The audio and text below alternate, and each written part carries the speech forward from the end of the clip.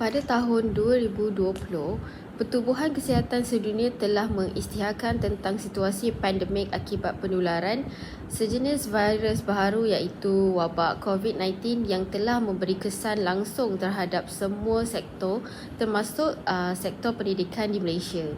Dalam memastikan rantaian jangkitan tersebut dapat diputuskan, Malaysia telah mengambil langkah-langkah berjaga dengan melaksanakan Perintah Kawalan Pergerakan iaitu PKP yang berkuat kuasa pada 18 Mac 2020 di mana rakyat Malaysia dinasihati untuk terus kekal di rumah atau bekerja dari rumah.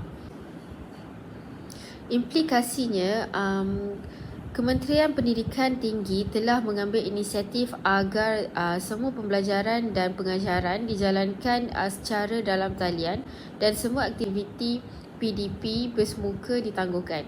Pelaksanaan ini telah mengubah mod PDP daripada pembelajaran secara bersemuka digantikan kepada PDP secara dalam talian di seluruh Malaysia. Universiti Kebangsaan Malaysia iaitu UKM turut menerima tempias dengan situasi wabak pandemik ini yang mana semua aktiviti PDP terpaksa diubah serta-merta dan dilaksanakan secara dalam talian. Seterusnya, tujuan kajian.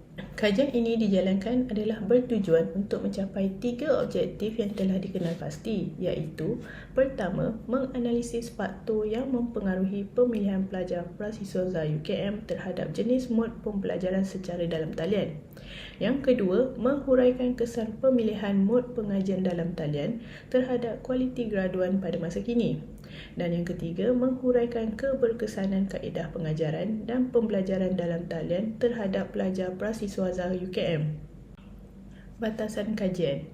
Kajian ini dijalankan terhad kepada 108 responden pelajar UKM yang masih dalam pengajian dalam mod arus perdana, eksekutif dan PBJJ. Next ialah kaedah kajian.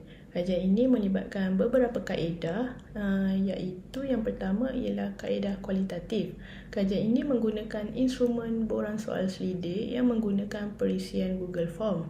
Ianya mempunyai 5 bahagian dan mempunyai 43 soalan secara keseluruhannya. Bahagian A ialah demografi responden mempunyai 8 soalan. Bahagian B ialah latar belakang pembelajaran secara dalam talian 10 soalan. Bahagian C ialah faktor pemilihan pelajar pembelajaran secara dalam talian 9 soalan. Bahagian D ialah kesan pemilihan mod pembelajaran dalam talian terhadap kualiti graduan masa kini 11 soalan. Dan bahagian E ialah keberkesanan kaedah pengajaran dan pembelajaran dalam talian 5 soalan. Soal selidik ini juga menggunakan kaedah skala Likert 5 mata yang mana diukur mengikut peringkat seperti berikut, iaitu sangat tidak setuju, tidak pasti, setuju dan sangat setuju. Seterusnya ialah kaedah keperpustakaan. Ianya digunakan untuk memperoleh data dan maklumat berkaitan dengan pembelajaran dalam talian serta isu-isu semasa. Rujukan berupa artikel jurnal, kajian ilmiah, tesis dan sebagainya diperolehi melalui kaedah Google Scholar. Dan yang terakhir ialah kaedah analisis kandungan teks.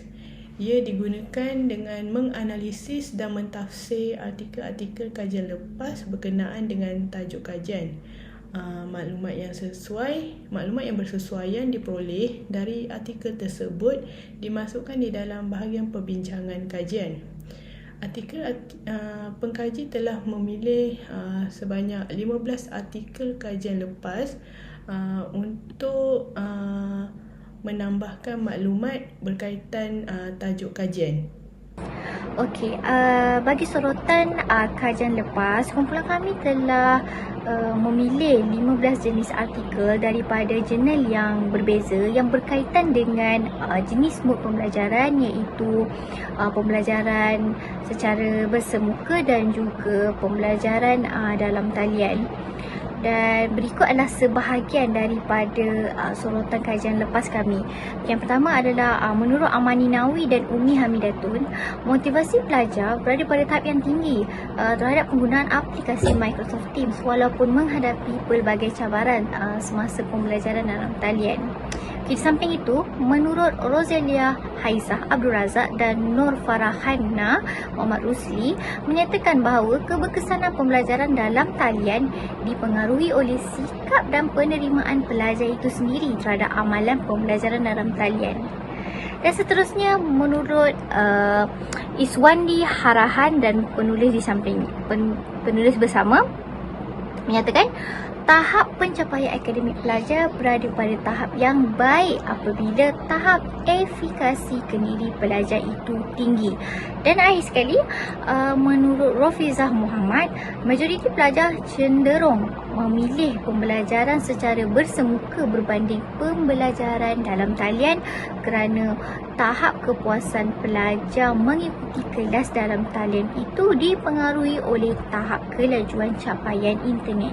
Seterusnya adalah dapatan kajian bermula dengan bahagian A, demografik responden di mana majoriti jantina adalah perempuan sebanyak 72.2%, umur majoriti adalah 21 hingga 25 tahun sebanyak 48.1%, bangsa majoriti adalah Melayu sebanyak 85.2%, status majoriti adalah bujang sebanyak 65.7%, pekerjaan majoriti adalah tidak bekerja sebanyak 34.2%, mak pengajian majoriti adalah arus perdana sebanyak 40.7%, tahun pengajian majoriti adalah 3 tahun sebanyak 36.1% dan jarak rumah majoriti adalah 0 hingga 30 km sebanyak 38%. KMP pula, item pertama majoriti adalah 1 kursus sebanyak 29.6%, item 2 majoriti adalah 1 hingga 10 jam sebanyak 56.5%, item ketiga majoriti adalah 1 hingga 5 jam sebanyak 63%, item keempat majoriti adalah 1 hingga 3 jam sebanyak 61.1%, item kelima majoriti adalah 70 hingga 100 dan 100 hingga 200 Mbps sebanyak 22.2% bagi kedua-duanya sekali, item keenam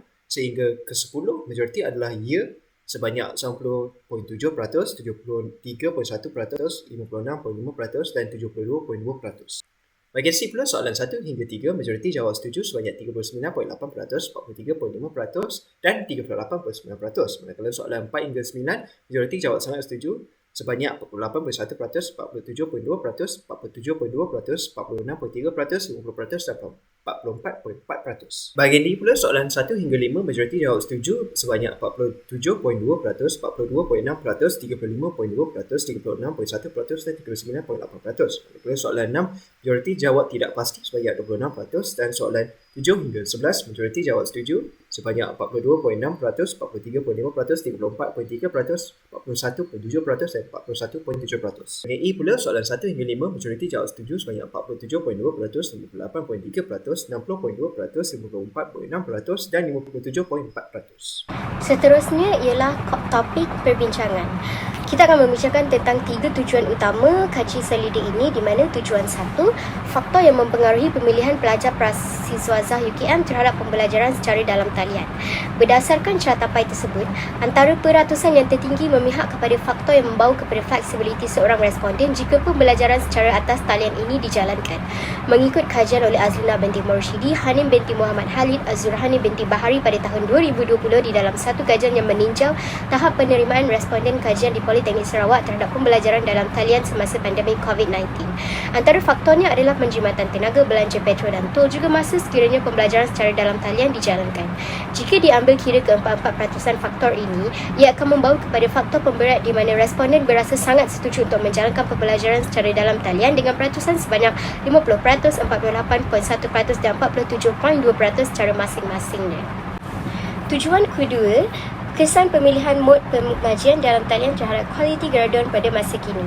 Berdasarkan artikel oleh Amani Nawi dan Umi Hamidatun pada tahun 2020, mereka telah menjalankan satu tinjauan bagi mengenal pasti faktor kesediaan dan penerimaan responden di mana tahap pengetahuan dan motivasi terhadap penggunaan aplikasi Microsoft Teams telah dijalankan. Kemajuan teknologi telah membawa kepada kewujudan aplikasi pembelajaran seperti aplikasi pembelajaran Microsoft Teams.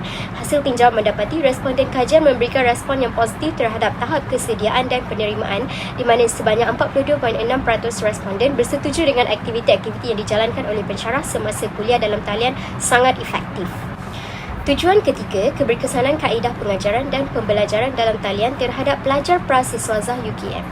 Di dalam penulisan Siti Azira binti Abu Hassan, Suzana binti Zainal Abidin dan Zulkarnain bin Hassan pada tahun 2020 membincangkan berkaitan tujuan mengenai tahap keberkesanan dan tahap halangan yang dihadapi oleh responden mereka. Perkara ini disokong seperti cartapai bagi persoalan pensyarah cuba memahamkan pelajar dan sentiasa menanyakan tahap kefahaman pelajar tentang tajuk yang dipelajari, dan juga pensyarah sentiasa meminta maklum balas pelajar tentang tajuk yang dibincangkan, di mana kedua-duanya mendapati responden bersetuju dengan peratusan masing-masingnya sebanyak 60.2% dan 54.6% sebagai yang tertinggi. Analisis bahagian ini pula akan membincangkan kaedah pengajaran dan pembelajaran dalam talian terhadap pelajar para siswazah. Berdasarkan jadual 5 dan persoalan nombor 2, 3 dan 5 menunjukkan bahawa secara majoriti setuju bahawa peranan pensyarah amat penting dalam keberkesanan kaedah pengajaran dan pembelajaran dalam talian tersebut. Berdasarkan maklumat tersebut, menurut Razilia Hazza Abdul Razak dan Nur Farah Kana Muhammad Rusli pada tahun 2022, peranan pensyarah membuka banyak peluang untuk bertanya kepada pelajar atau pelajar bertanya kepada pensyarah akan memberi kesan positif terhadap kadar pemahaman mereka yang akan menyebabkan pengajaran dan pembelajaran dalam talian lebih berkesan, dan juga pelajar lebih bermotivasi untuk melibatkan diri dan juga bertanya dengan lebih kerap bagi mempertingkatkan lagi input pembelajaran mereka. Kesimpulannya, didapati faktor-faktor utama yang mempengaruhi pemilihan pelajar prasiswazah UKM untuk pembelajaran dalam talian adalah jarak daripada tempat pengajian, jadual kuliah yang tidak serasi, kesukaran pengangkutan dan juga penjimatan kos. Di samping itu, pemilihan pembelajaran dalam talian secara sepenuh masa seharusnya tidak menjejaskan kualiti graduan UKM. Pelajar yang mengambil pendekatan pembelajaran dalam talian secara sepenuh masa mendapat manfaat yang sama dalam pembangunan akademik dan profesional. Walau bagaimanapun, pengalaman pembelajaran yang berkualiti bergantung kepada beberapa faktor seperti komunikasi dua hala, pemahaman pensyarah, maklum balas pelajar dan teknik komunikasi yang berkesan. Bukan itu sahaja, pelajar UKM boleh memaksimumkan kelebihan pembelajaran dalam talian dengan mengekalkan keberkesanan pendekatan ini. Oleh yang demikian, pensyarah sewajarnya mendapat maklum balas dari pelajar berkaitan aspek yang efektif pembelajaran secara dalam talian. Pembelajaran dalam talian telah menjadi kebiasaan baru semasa pandemik, tetapi kelebihan dan faedah yang diperolehi daripada pembelajaran dalam talian masih perlu dimaksimumkan.